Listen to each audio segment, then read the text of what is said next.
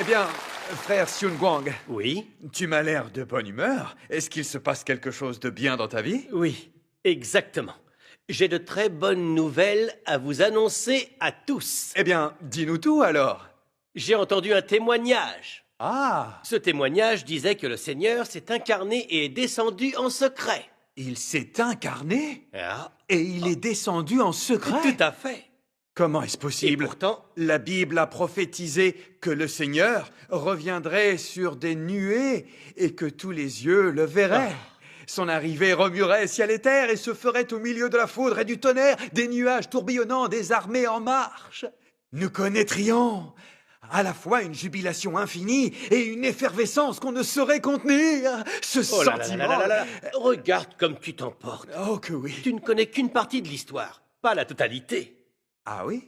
Et je peux savoir d'où te vient cette idée? Que nous dit l'Apocalypse chapitre 1 verset 7? Voici, il vient avec les nuées, et tout œil le verra, même ceux qui l'ont percé, et toutes les tribus de la terre se lamenteront à cause de lui. Hé, tu viens de dire que quand le Seigneur arrivera sur des nuées, les gens seront enthousiastes et que partout ils jubileront. C'est sûr. Alors pourquoi la Bible dit-elle « Toutes les tribus de la terre se lamenteront à cause de lui » Hein Alors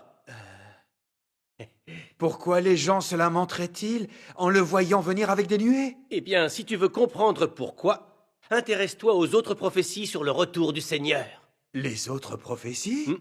Il y a beaucoup d'autres prophéties sur le retour du Seigneur dans la Bible. Ah oui? Il n'y a pas qu'en descendant sur des nuées que le Seigneur reviendra. Donc tu es en train de dire que le Seigneur va revenir autrement? Oui, exactement.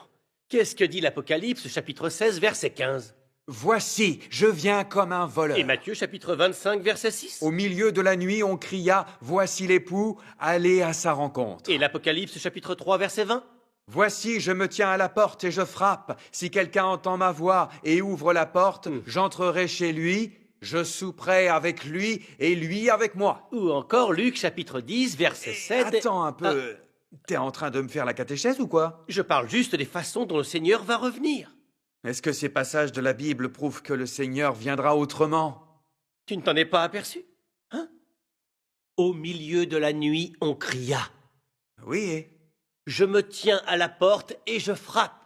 Oui, et? Je viens comme un voleur. Oui. Et tu ne vois toujours pas ce que ça veut dire. Ah!